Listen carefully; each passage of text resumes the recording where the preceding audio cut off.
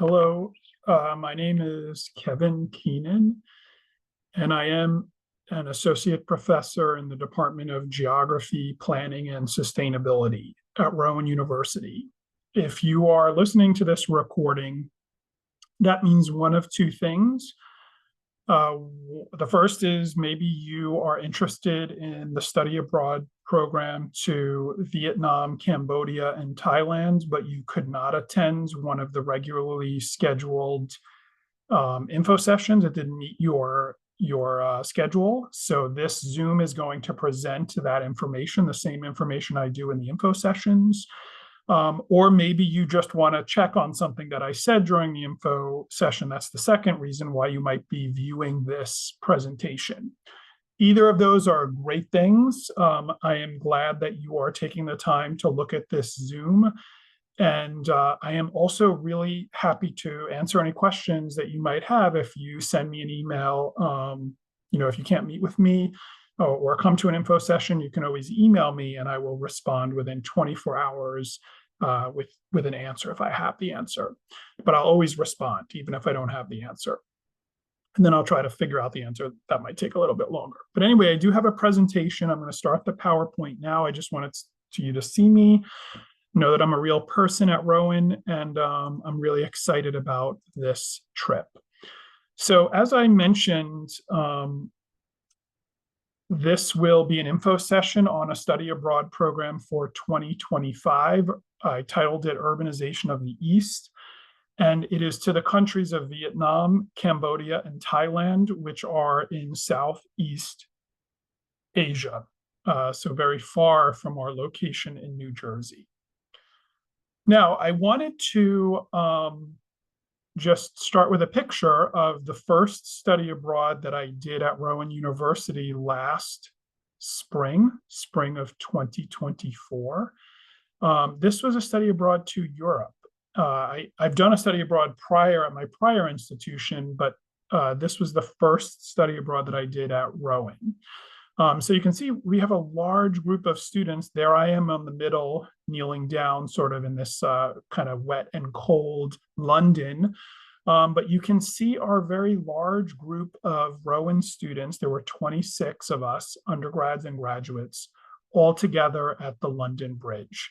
Now, that was a trip to Europe. It was a program about Europe to learn about urban planning and urban design and great urban spaces and how you create them. But this study abroad that you're listening to is a very different one, and it's about thinking about militarization of the Southeast Asian realm. It's about thinking of manufacturing and globalization and its impact on the environment and people. And it's also a study abroad about not being Eurocentric, about learning about other cultures, other people, other ways of life in another part of the world. So I hope that that is of interest to you. I just want to show you this picture of a very successful group of students and a very successful study abroad. And hopefully you will come on the study abroad to Southeast Asia and we'll have another group photo that I can show to future students. Now, importantly, I'm not going to put this in the chat, but I am going to show you this link here. Is to on the right side is to a sign-up sheet. It's a Google Doc that is editable to everyone, and you can add your information in this Google Doc. That does not mean you are committing to going on this trip. It just means that when there's something coming up, I will send you an email. And you can maybe an info session or a deadline that's approaching, you will be reminded of that. And then also there is a program website, which also has the link to the sign-up sheet. And that's where this presentation will be recorded and housed, posted on there. So let me just show you those two right now. I have to stop sharing for a minute, and then I'm going to reshare something else. So this is what the sign-up sheet looks like. That link that I sent to you will take you to this sign-up sheet, and you can put in your first name, your last name, your email address, and your major.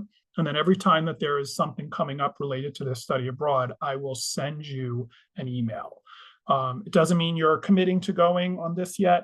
It just means that you're going to be on the radar so that I make sure I keep in touch with you.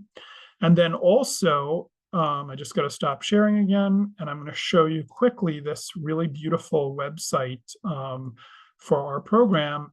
This is where you can get all of the information. This is our study abroad website for Urbanization of the East, Vietnam, Cambodia, and Thailand. You can see lots of cool information in here. This is where this presentation is housed on this little section right here. You can see the itinerary. You can see our dates, little other information. You can see the courses that you're going to have to register for. And then, lots of other stuff, and then how to get scholarships, and then some important dates. All this stuff is here. So just know that is out there, and you might want to check it out. All right, now let me go back to my wonderful presentation here. Okay, so what are the goals for this presentation today? So one, I want to introduce the professor, that's me, and the tour guide. I want to talk to you a little bit about the benefits of doing a study abroad and what the learning outcomes are for this specific study abroad. We'll talk about the itinerary and the cost. I will tell you the schedule and then how to register, and then I will remind you about the sign-up sheet that I just pointed you to. Now, this is me. Hopefully I look the same. That's a little bit of an older picture, but this is me, your professor, hopefully, if you come on this study abroad. My first name is Kevin, and my last name is Keenan. I am an associate professor in geography, planning, and sustainability, and I have a PhD in geography, which is why I'm very interested in other places and other people, but I'm also certified as a city planner. So I teach in the planning program at Rowan, and I also know about planning concepts. And I also teach cultural geography and world regional geography. That's the expertise that I'm drawing from to do this particular trip. And as I mentioned, I'm experienced with study abroad to London and Paris. I've done that twice. And then I've also, the last trip or program in the spring, I did London, Paris, Florence, and Rome. So I have a good bit of experience with study abroad, and I'm learning even more about how to make this a great experience for Rowan students. And then if we have a large group of students, if we have more than 20 or more students, we get to bring another professor with us. This is Professor Chuck McGlynn. Some of you may know him. He's an assistant professor in my department, same department, geography, planning, and sustainability. He also has a PhD in geography, and he teaches the course Geography of Asia. That's why it's really good for him to be involved with this program, because he has a lot of the conceptual knowledge to help build the academic component. I do as well, as I teach world regional, but he really has been to the area, and he has taught a whole course about this connected part of the world. Sorry, and then I just wanted to mention Dr. McGlynn has traveled extensively in this part of the world. So he's been there many times, and he's an expert on this area. Now, we don't know who our specific tour guide will be yet. We won't know that until sometime in the spring, but we are partnering with a company called EF, Education First Study Abroad, and they will provide the tour guide. This is a person who will be with us 24/7 when we get to the first country, which is Vietnam. And the person will be fluent in the languages. They'll be able to show us around, handle everything for us, logistics, any problems, all those sorts of things. And they'll come with us to each country. So EF, Education First Study Abroad, is the company that is helping us. This is some statistics that they provide for us. They have over 50 years of experience. And they are very knowledgeable about safety procedures, and they work with a lot of schools around the United States and also in other countries. So they're really good. And I had a good experience with this company when they partnered with us to do the Europe program. We had a really good tour guide. She was very knowledgeable and really helped the students do what they wanted to do on the study abroad. So I'm hoping for another experience like that. Now, what are the safety? Sometimes people are worried about safety and security, so you don't have to worry, because EF, as I mentioned, will provide our tour director. They will be with us every hour with our group. They're assigned to our group. They will also know and be familiar with our host communities where we are going. They'll know security protocols, cultural things, how to access security by phone, all those sorts of things. EF Tours also has a 24-hour emergency line that I can call if something goes wrong, and they have like real-time incident response. So if I report something, they can help us. They also have enhanced their safety measures and protocols to align with anything related to COVID-19. Hopefully that is sort of in the rearview mirror, but if it comes up again, they will be able to help us navigate those things. They also have a peace of mind policy for all travelers. This is where if something goes wrong, let's say there was like a war that breaks out in this part of the world, which is highly unlikely, but if it did, we would be able to have a new trip planned that's comparable if we couldn't go to this place for some reason, so you wouldn't lose the experience.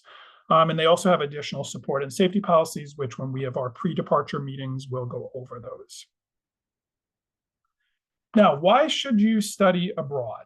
What is the benefit to you? So there is lots of evidence that suggests that students who study abroad have higher GPAs. They see or it awakens something in them that exposes them to a desire and an energy to pursue advanced study, and they tend to get higher GPAs. It also helps you build a resume. You can list this as something you did, an experience that you have had, and that helps you build your resume for potential employers. Students also report greater job security. So just under the job security, 93% of students who study abroad and enter the workforce were employed within 6 months of graduation, compared to 49% of those who did not. And students who have chosen study abroad also report higher salaries. Now, I am an educated person. I want to say to you, what's not clear to me with this data is it that students who are more motivated and have higher GPAs to begin with are the ones who choose to do study abroad, and that's why they have all these other benefits that accrue to them? Or is it really that the study abroad program causes or influences some of these positive outcomes? I don't know the answer to that question, but what I do know is either way, you're either one of those motivated students that's going to have all these benefits to you, or the study abroad is going to help you achieve them. So I just know that taking this step to listen to the presentation, you're really doing something that's good for you. You will also get more critical thinking skills. We talk a lot about diversity in education, and this is one where you are really going to not just read about other people and places, but you are going to be with them, and you're going to be with those people and with the places, and you're going to see how the two interact to create a society. And I'm going to be there with you to help point out some of those things. So you're really going to get to understand some Asian societies that we're going to visit. You'll get international exposure, and this will be a trip of a lifetime for you. I believe you will remember it. There is something, first of all, if you have not gone out of the United States, this will be your first experience, so you are always going to remember this. But if you've never been, some people have gone to Europe, a lot of students have gone to Europe, but not many have gone to this part of the world, Southeast Asia. So it might be a new part of the world for you to be going to. And also, even if you have traveled here before, have you done it with 20-something other students who are your age and who share in common with you the university and the studies that you're doing? there is something that I have witnessed in study abroad when you have a group of students, mostly young students, but sometimes older students, graduate students, and older students who are in their 30s or maybe even in their 40s, who share a university experience together, but leave the United States with that experience and go to another country. The bonding that occurs and the connections that are forged, you'll be sharing rooms, you'll be traveling and going out at the nighttime and experiencing these amazing, beautiful things. Those experiences and with other young people or other students are really remarkable. Something just magical happens. So I really think this will be a trip of a lifetime for you, because you're going to be doing it. Even if you've gone abroad, you'll be doing it with other students from rowing. It's just pretty remarkable what occurs. So here's our itinerary. What and where are we going? So first, when are we traveling? So you would have to mark your calendars. I requested that we leave on May 15th. We won't know exactly our departure date until usually it's in April, they tell us. So it could be anywhere from May 15th to May 18th. But then we would return around, if we leave on the 15th, we would return around the 25th or the 26th. If we leave on the 18th, we would return on around the 28th of May. So you'd have to block all of that off, just because we won't know exactly our departure date. They plan all the flights and everything, and they tell us in April when that's going to be. And then here are the places that we're going to. So we're going to go to 3 countries: Vietnam, Cambodia, and Thailand. And we're going to go to 3 major cities within them. So we're going to Ho Chi Minh in Vietnam. We're going to Siem Reap in Cambodia, and then we're going to go to Bangkok in Thailand. So these are major economic, well, I should say Ho Chi Minh City and Bangkok are major economic centers and cultural centers. And Siem Reap is a smaller economic center and major cultural center. So we're gonna go to these three cities. Now, just to give you a little bit of a flavor of what we're going to see in these cities. So Ho Chi Minh City, we will learn. So one of the frames that I'm taking with this study abroad is for students to learn about the effects of colonization and the associated connection to militarization. We're going to talk about that in the academic portion. But then also globalization, which is another form, or can be another form of violence. It doesn't have to be, but it can be. And we're going to look at those conditions, and we will start that in Vietnam, which, as you probably have heard, has had a history, a storied connection with the United States, with the war that some of your parents may remember, or could have even conceivably, someone in your family participated, a grandfather participated in, or someone could have been really affected by that war. So we're going to look at the impact that moment had on the landscape and the people of Vietnam. We're going to see some of the militarization architecture that is left, but we're also going to see sites of reunification, the Reunification Palace. We're going to see signs of efforts towards peace in this part of the world. And then you're also going to have time, under the direction of our tour guide, to explore on your own. The tour guide we had on the Europe trip was amazing, because she would create these Google Maps that listed all the things that students might want to go to. So you're going to have time to do that, to explore on your own. These are just some pictures of Reunification Palace, so you can see the beauty and the architecture inside of it. We're going to have a tour of this palace, so you can really get to understand some of these things. As the war ended and North Vietnam and South Vietnam came together, this was a structure to celebrate that and coordinate that reunification. So we're going to get to go here and learn about it. Then we're going to move, after we spend a few days in Ho Chi Minh City, we're going to move to Siem Reap in Cambodia. And this is where I take the frame. Cambodia is the least affected by globalization right now. So you're going to be able to see we're going to see many cultural things in Ho Chi Minh City, but many of those cultural things are related to economic systems and colonization.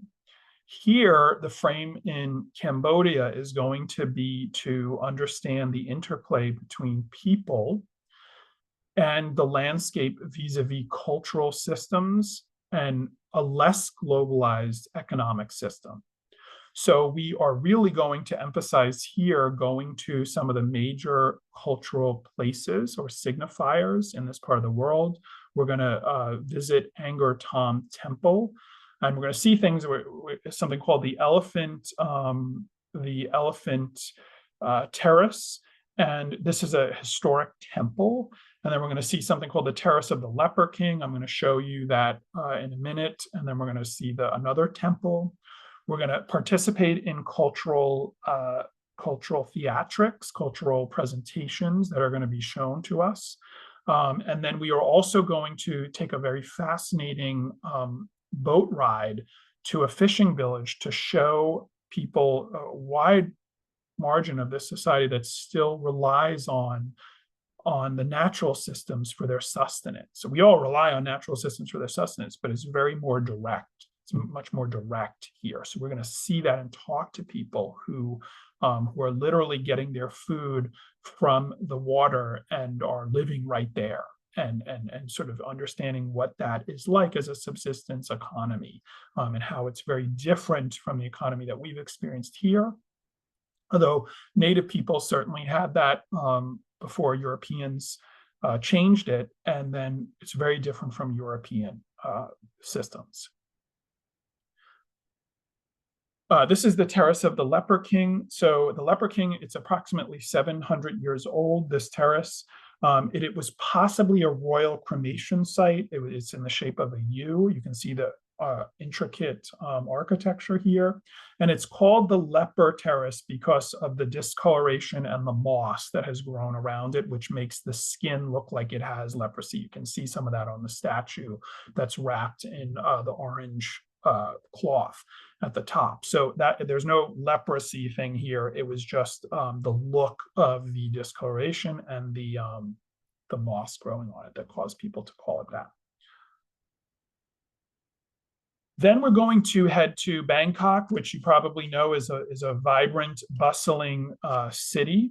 It's an economic hub. It's also a cultural hub for Thailand. We will take a tour of Bangkok. We'll have a whole tour of the city with our field director. We're going to visit again some cultural sites, the Grand Palace, the Emerald Buddha. We will again go to the natural systems, and we are going to really try to understand how this society is also reliant upon its natural systems. We're going to see that, and we're going to sort of talk about some of the differences between our society and this one. And then we're also going to see how the royalty lives there. I'm going to show you a picture of that in a minute. I'm sorry.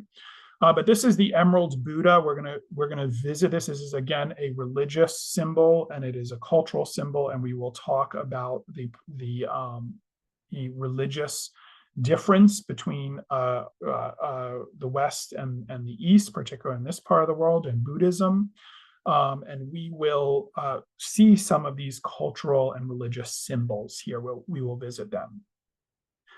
So just as in the Europe trip, we went to cathedrals. We saw many of the cathedrals in the landscape. Here, we are going to see some of the temples and the other religious artifacts. But this is a precious stone artifact. It's fairly famous. It has a complicated history that chronicles religion and royalty in the region. And the Buddha's decorations are changed with the seasons. So you can see some of the changes that are occurring, from left to right in this image of the Emerald Buddha. We're also going to go to the Royal Summer Palace. This is where the royalty of Thailand may vacation. We're going to see some of the architecture. This is sort of like the Buckingham Palace. When I'm thinking about the London trip that I did with students, this is sort of the different representation of a royal residence that we are going to be able to visit as a group. So really, really interesting. Now, what do I want academically? So now you see, like, where are we going, and this really amazing landscapes and artifacts and symbols and cultural sites that we're going to visit, and economic and environmental sites. But what do we learn here? What are the overall learns? So one, I want you to learn about the major features of the Southeast Asian realm, including both their physical, natural, and cultural systems.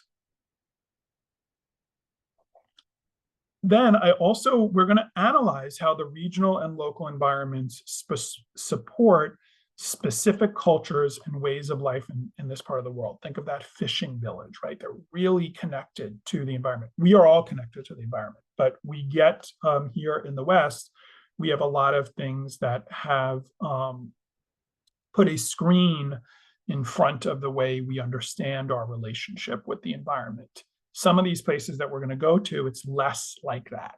So we're really going to hopefully understand and analyze some of those connections.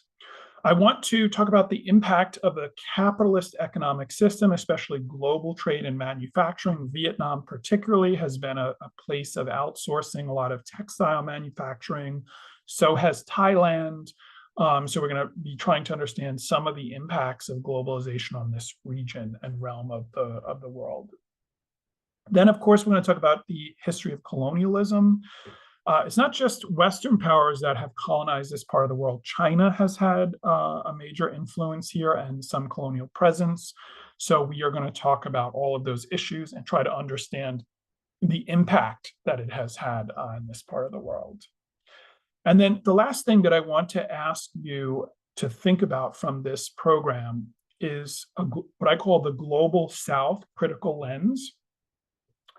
And even I have to learn about this because I am not as well versed in being outside of the United States and being outside of my own training that has all been within the United States. So it's difficult to begin your inquiry or your understanding from a perspective that is maybe very different from your own. And when you can do that, if you ever can, what do you see differently?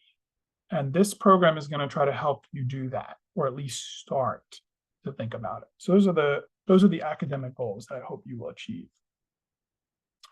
Now, you will have to take a course to achieve those goals in the spring. There are 2 courses, one for undergraduates, one for graduates. The first one is GEOG 16250. That is for the undergrads. It's a selected topics. It's called Study Abroad Urban East. And then GEOG 16550 is a selected topics, Study Abroad Urban East, same title. So if you're a graduate student, we are going to meet approximately 7 times. Oh, and by the way, I should say this is a late start course. So it's going to start on February 3rd or 4th, somewhere around there. And it will only meet 7 times, and it's going to be on Zoom from 5:30 to 8:15 p.m. The Zooms will be recorded. So if you have a conflict with another class, do not worry. You will be able to take the Zooms and still learn the material. You will receive credit for taking this course if you are within my department, the Department of Geography, Planning, and Sustainability. You will receive program credit for this, whatever program you're in. If you are not in my department, you must get approval from your program advisor or your department chairperson to have this course count towards your major. If you don't get that approval, you'll still get university credit towards graduation, but it won't count towards your major. My experience has been most like last year when I did the program to Europe, every department gave the students credit, even like biology and science did it. So we want students to take advantage of this. I think most departments and programs will give you credit for it, but you have to get that approval if you're not in my department from them. So the cost of this program total is $5,929. So that includes all of your travel expenses, your flight to and from Southeast Asia, which we might have to take multiple flights to get there. It includes all of your hotels, and includes, which is why this price is a little bit higher, all of your meals. There's one lunch on day 10 that is not included. This is very different from the Europe trip where we only had like 4 meals for dinner that were included. So this includes all of your meals, almost, except for one. You will need to bring some money for food. Like if you want to buy your own food, you don't have to. There will be food for everyone. But if you want to like go out with people in the evening and go to a club or something like that, or go to a restaurant on your own, you will have to bring money for that. And you're also going to have to bring your own spending money. Now, a key thing, if there are 20 or more students, the price goes down by $300 per person. So we'll get a break. So just know that if this works out and we get a good number of students on Europe trip, I had 26 students, so our price decreased. So it will go down the more students we get, and that's really nice for all of you. So what to do next? What should you do now? You should go on to that website that I mentioned to you, and you should sign up with your email so I can keep in touch with you and remind you about deadlines. Signing up does not mean you're paying money. That doesn't happen until you fill out the application, everything. It means you will receive the announcements, and I'll be able to keep in touch with you. And then please note that we have a very special deadline for this program because we are starting a little bit later. That is January 4th. So everyone else has a November 1st deadline, but we have a little bit of an extension to January 4th. But you should complete, that's if you know you want to go, if you should complete your application earlier than January 4th. Now, the last thing I'm going to do is just go to a question sheet. Now, if this was in the real presentation, you know, the in-person, you guys were on the Zoom with me, you would be able to ask me questions, but I know this is just a recording. But there is, again, linked from that website that I showed you in the beginning, there is a document on frequently asked questions, which I'm going to go to right now. And you can, let me just see, I'm trying to find my screen. You can, sorry, that's back to the wrong thing. Let me just escape out of this PowerPoint. All right, here we go. You can